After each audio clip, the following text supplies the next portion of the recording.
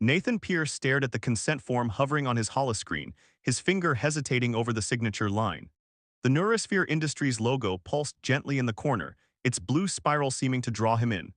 Outside his apartment window, the evening sky of New Seattle was painted in shades of neon, advertising drones weaving between the towering skyscrapers. "Are you sure about this?" Olivia asked, her holographic form flickering slightly as she leaned against his desk. As his AI assistant for the past 3 years, she had learned to read his moods with unsettling accuracy. "The compensation is good," Nathan replied, running a hand through his disheveled dark hair.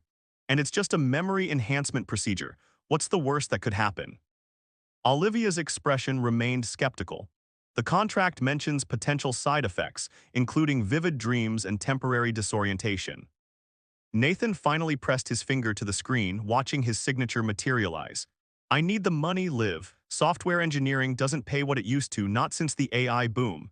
He stood up, straightening his worn jacket. Besides, who wouldn't want a better memory?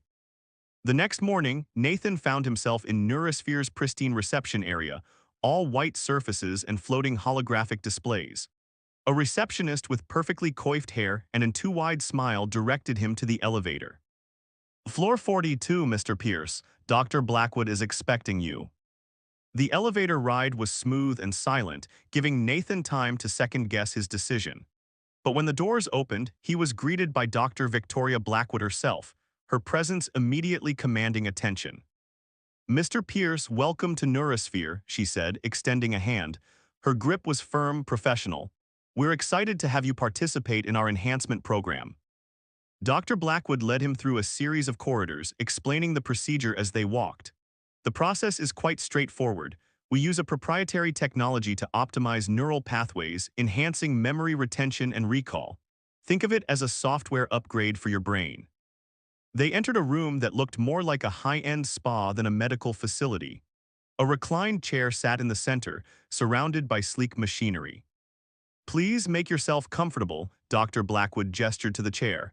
"Our technician, Mr. Reynolds, will handle the procedure." A man in a white coat approached, his movements precise and practiced. "This won't hurt a bit," Reynolds said, attaching several small sensors to Nathan's temples. "Just relax and count backward from 10. Nathan began counting, but before he reached 7, the world dissolved into darkness. The dream started that night. Nathan found himself in combat situations he'd never experienced, moving with a grace and precision he'd never possessed.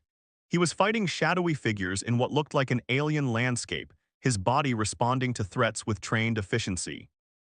He woke up drenched in sweat, his heart pounding.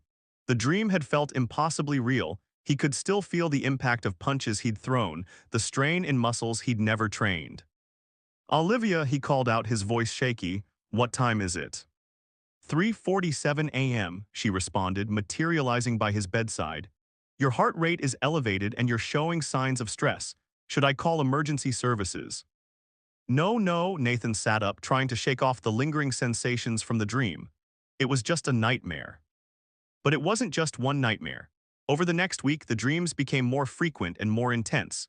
Nathan found himself remembering things he'd never learned, combat techniques, military protocols, the weight of weapons he'd never held. During the day, his body would sometimes move on its own, responding to perceived threats with trained precision. At work, his colleagues noticed the change. "You seem different," his team lead commented during a meeting. "More alert." Nathan just smiled nervously and blamed it on a new exercise routine. The breaking point came when he was walking home from work. A group of street thugs tried to rob him, and without thinking, Nathan took them down with military efficiency. The entire incident lasted less than 30 seconds, leaving 3 unconscious bodies on the ground and Nathan standing there, horrified at what he'd done. He tried calling Neurosphere the next day, but his calls went straight to voicemail. The reception desk claimed Dr. Blackwood was unavailable, and his follow-up appointment had been mysteriously canceled. "Something's wrong, Liv," Nathan paced his apartment, running his hands through his hair. "These aren't just enhanced memories, they're someone else's memories, someone trained, dangerous." "I've been analyzing your behavior patterns," Olivia replied, her holographic form following his movement. "Your muscle memory and reflexes show significant changes. This goes beyond simple memory enhancement." Nathan stopped packing, staring out at the city skyline. They did something to me, didn't they? This wasn't about enhancement at all. As if in response to his words, another memory flashed through his mind, this one of a military briefing room, officers discussing classified operations. He could remember every detail, down to the smell of coffee and gun oil in the air. "We need to find out what they really did to me," Nathan said, his voice hardening with determination. "And why they chose me for this experiment." A notification popped up on his holoscreen, an encrypted message from an unknown sender. The text was simple: "You're not the only one. Meet me at the abandoned LinkNet cafe tomorrow at midnight. Come alone." Nathan stared at the message, his enhanced instincts already analyzing potential threats and escape routes. "What do you think, Liv? Could be a trap." "Probably is," she replied, "but it might be your only chance to get answers." He nodded, feeling the weight of someone else's combat experience settling over him like armor. "Then we better be ready for anything." As Nathan prepared for bed that night, he couldn't shake the feeling that his life had become entangled in something far more dangerous than a simple medical procedure. The memories in his head, memories of combat, of war, of things he'd never done, felt more real with each passing hour. Tomorrow, he would get answers, or he would find out exactly what these implanted memories could do. The Memory Merchants Part 2, The Resistance. The abandoned LinkNet cafe stood like a dark wound in the glittering cityscape. Nathan arrived 10 minutes early, his newly acquired combat instincts demanding he scout the perimeter first. The cafe's broken hollow displays flickered weakly, casting unstable shadows across the debris-strewn entrance. "Multiple exit points," he muttered to himself, though the tactical assessment came from memories that weren't his own. Two on ground level, one through the kitchen emergency stairwell in the back. "I've disabled the district's surveillance network," Olivia's voice whispered through his neural implant. "You've got about 20 minutes before the system resets."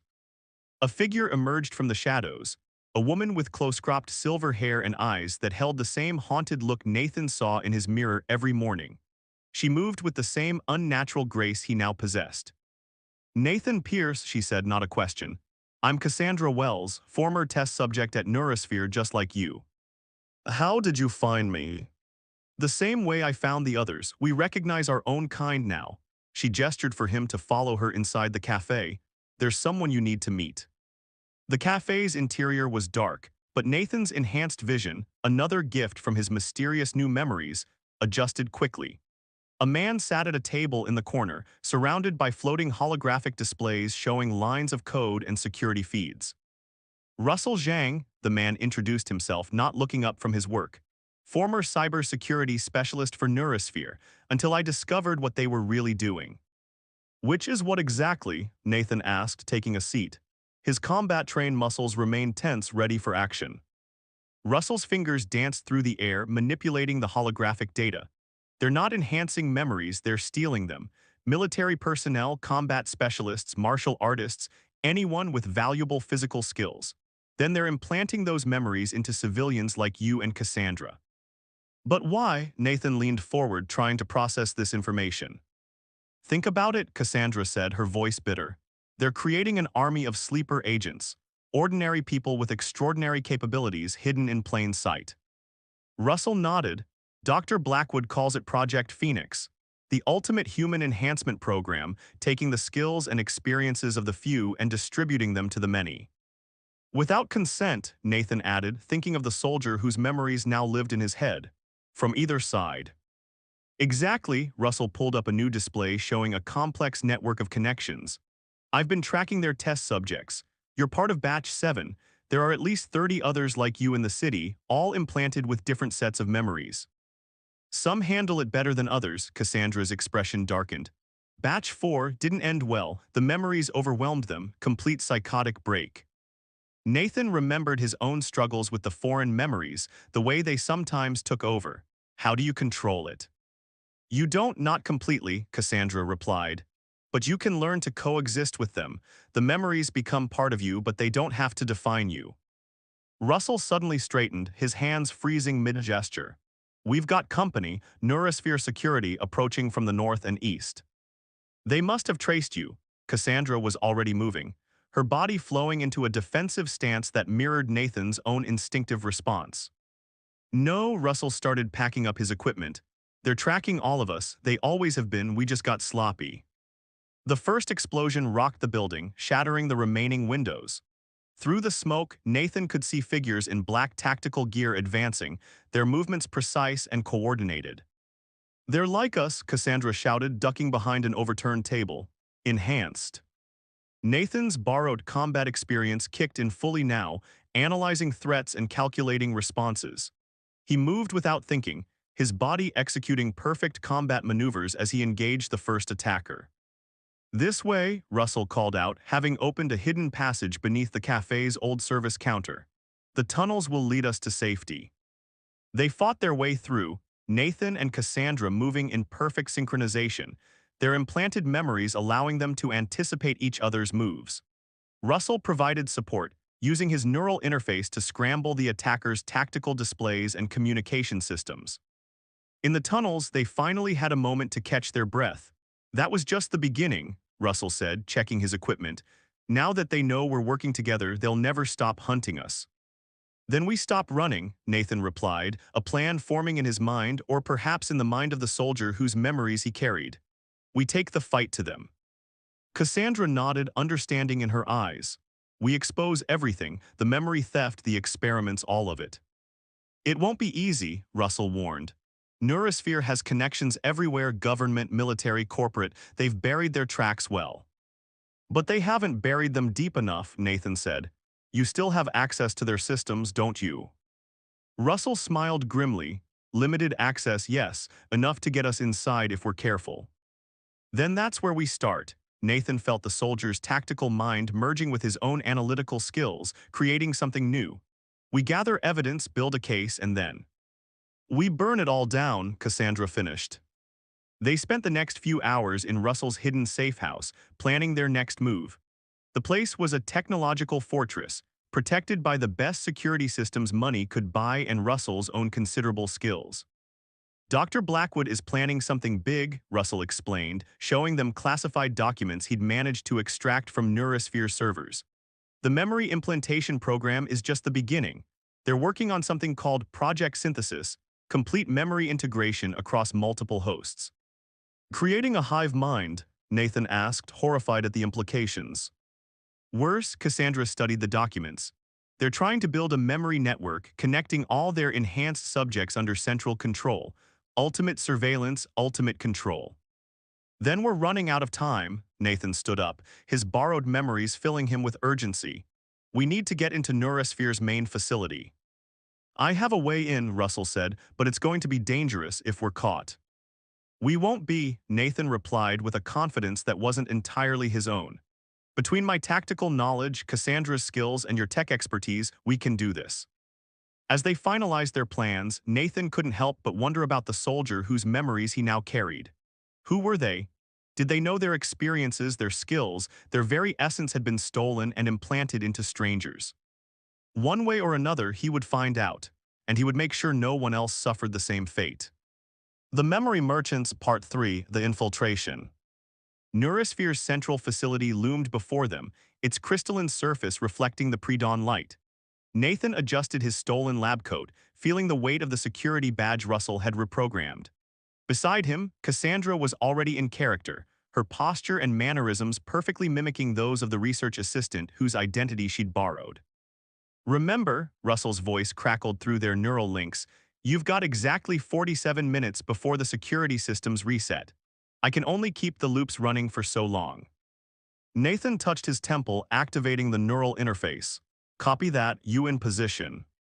"Maintenance level Western Quadrant, the building systems are already compromised. Good luck."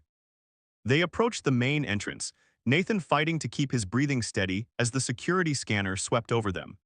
His implanted memories supplied him with military protocols for maintaining composure under pressure, while his own software engineering background helped him understand the complex systems they were trying to deceive. The scanner flashed green. They were in. "First objective," Cassandra murmured as they walked through the sterile white corridors, "find the primary data core. We need concrete evidence of what they're doing here." Nathan nodded, letting his borrowed memories guide him through the facility's layout. The soldier whose experiences he carried had been here before. He could feel it in the way his body instinctively recognized certain intersections and doorways. They took the elevator to the research level, their forged credentials granting them access to increasingly restricted areas. The few employees they passed barely gave them a second glance, too absorbed in their own work to notice anything amiss. "Wait," Nathan grabbed Cassandra's arm, pulling her into an alcove as a security team passed by. These weren't ordinary guards. Their movements had the same enhanced precision that Nathan and Cassandra possessed. "More test subjects," Cassandra whispered once they'd passed, but their implants seemed different, more refined. "They're perfecting the process," Nathan realized. "Each batch gets more sophisticated." They reached the data core, a massive room filled with quantum servers and neural network processors. Russell's voice came through again. "I'm detecting heavy security protocols. Give me a minute too." The transmission cut off abruptly. "Russell," Nathan touched his neural link. "Russell, do you copy?" "Well, static." "They're onto us." Cassandra was already moving, her hands flying over the nearest terminal.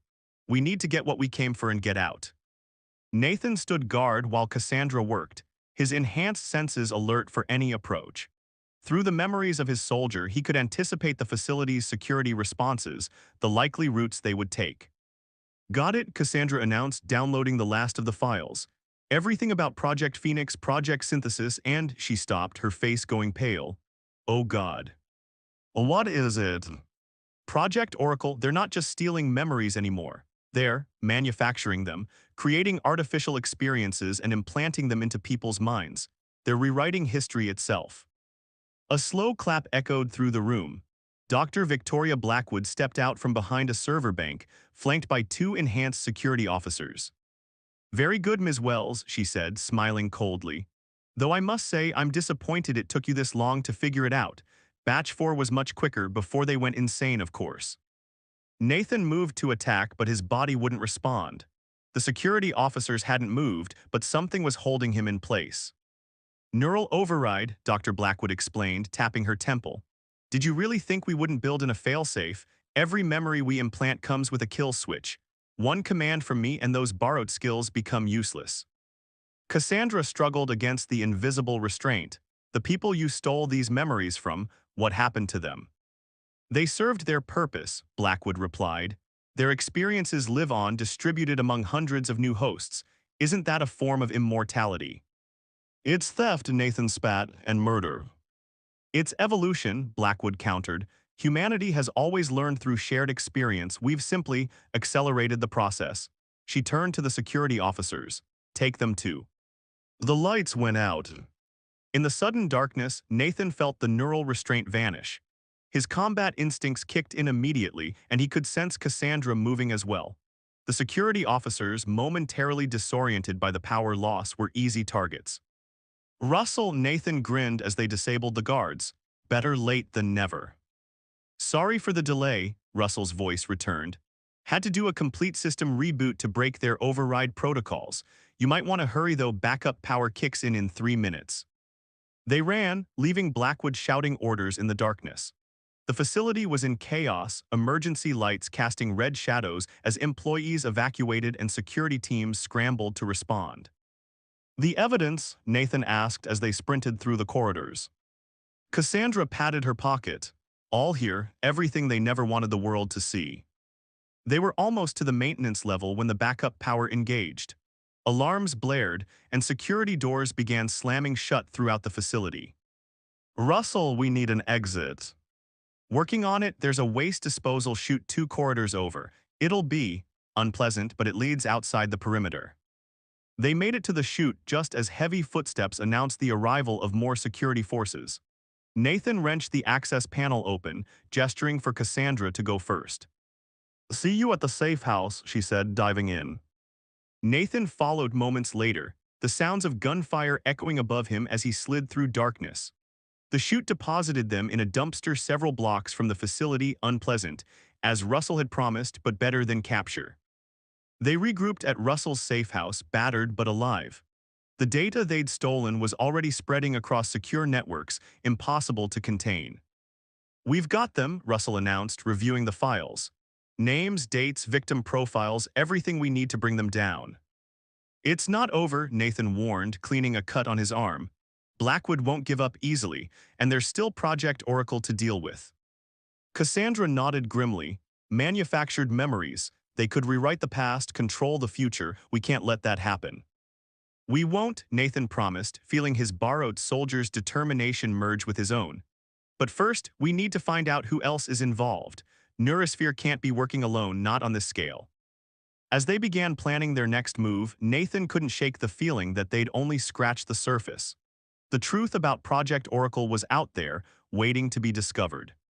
And somewhere, in the depths of his implanted memories, he sensed that his mysterious soldier might hold the key to understanding it all. Russell's safe house had become a war room. Holographic displays filled the air with streams of decoded data, each revelation more disturbing than the last. Nathan stood in the center of it all, his enhanced mind processing the information with both a soldier's tactical analysis and a programmer's attention to detail.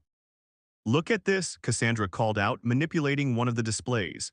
Project Oracle wasn't Blackwood's idea, it came from somewhere else.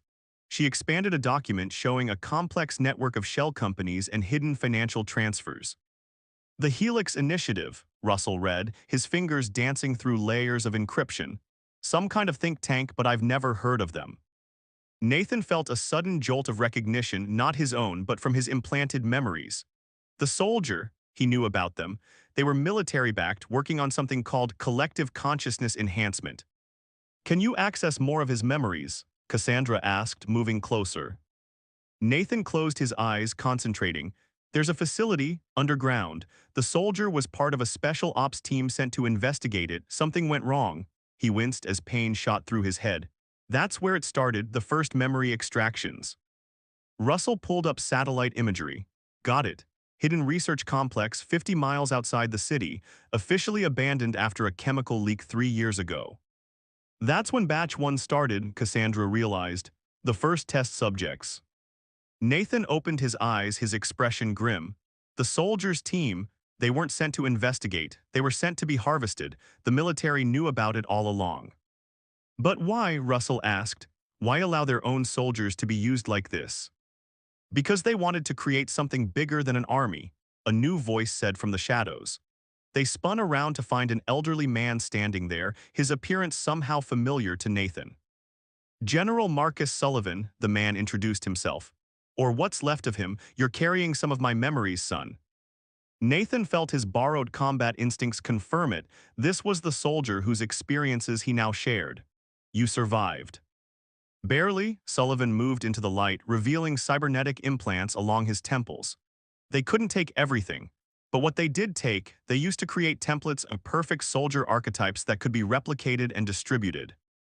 The Helix Initiative, Cassandra said, they're trying to standardize human experience. Sullivan nodded. Imagine a world where everyone has the same base knowledge, the same skills, the same memories. No more individual variation, no more unpredictability. Perfect control. And Project Oracle is the next step, Russell added, understanding dawning.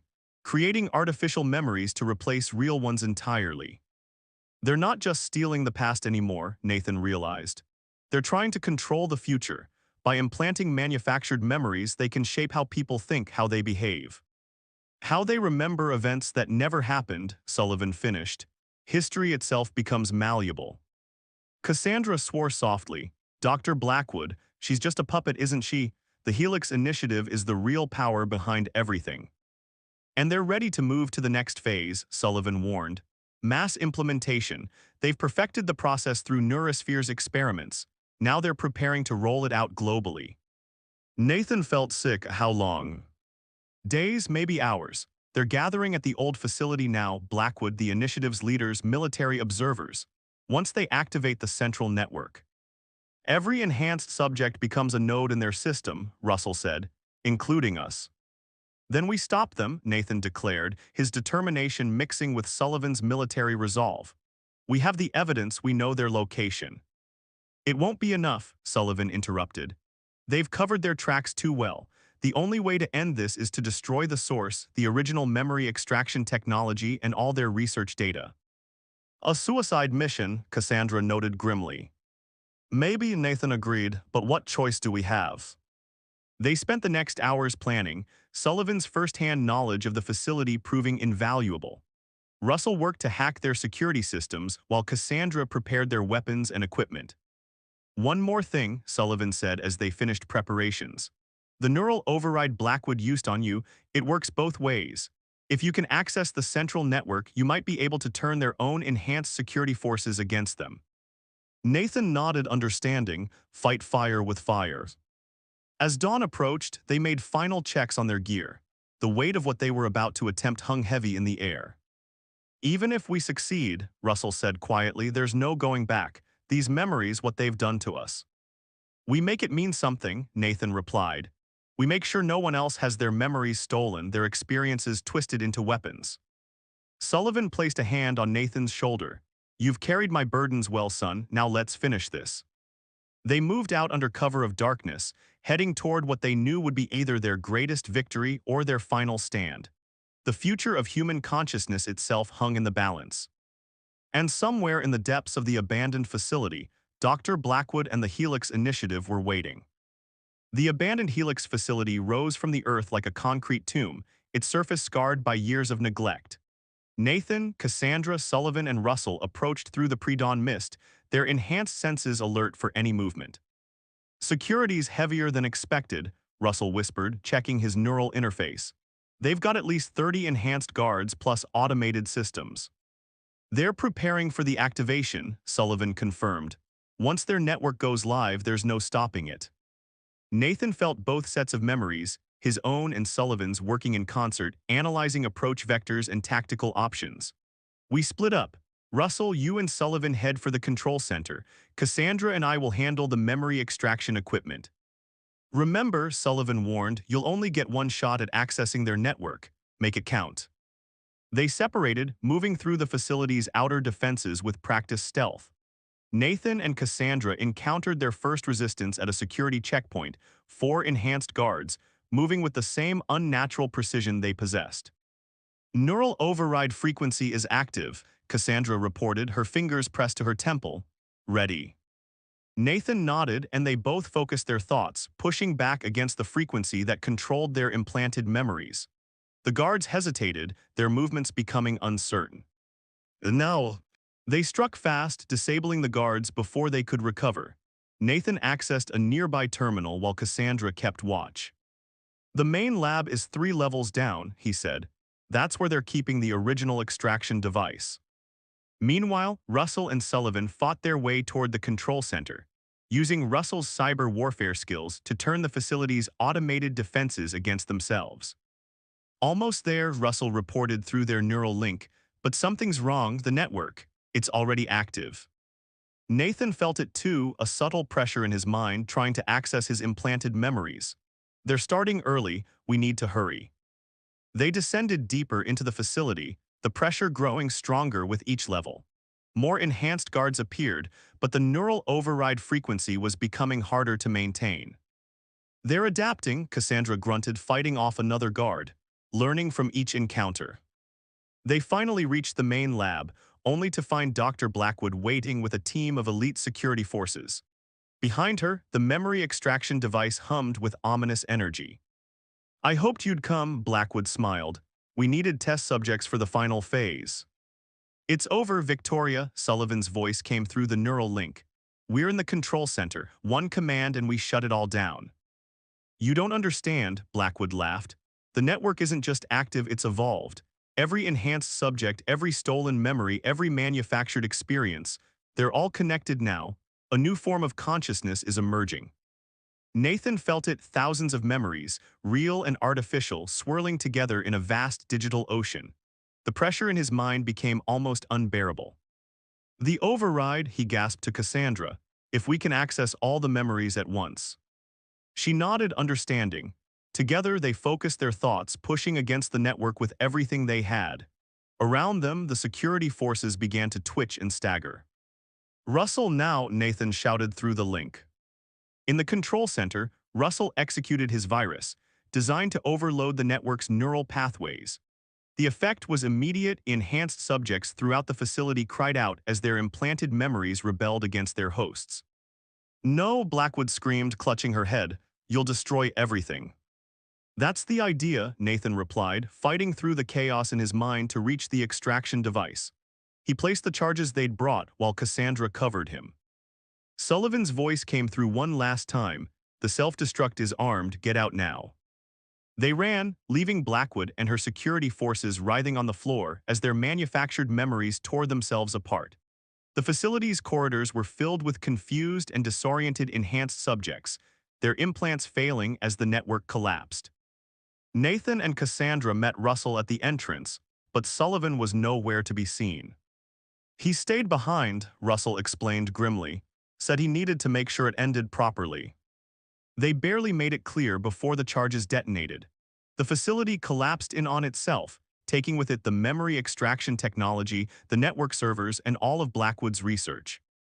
In the aftermath, as government investigators swarmed the ruins, Nathan stood with Cassandra and Russell, watching the sun rise.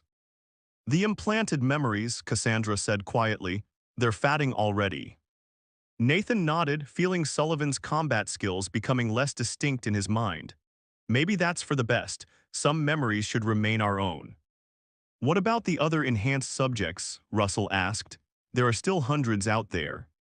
They'll recover, Nathan replied. Without the network, without Blackwood's control, they can learn to live with what was done to them, make their own memories. Cassandra touched his arm and us. Nathan smiled, feeling truly himself for the first time in weeks. We remember, we make sure this never happens again, and we help others do the same. As they walked away from the ruins of the Helix facility, Nathan felt Sullivan's final memory surface, not of combat or military operations, but of hope. Hope that humanity would learn from this, that the sanctity of individual experience would be preserved. Some memories were worth fighting for, worth dying for, and worth living for.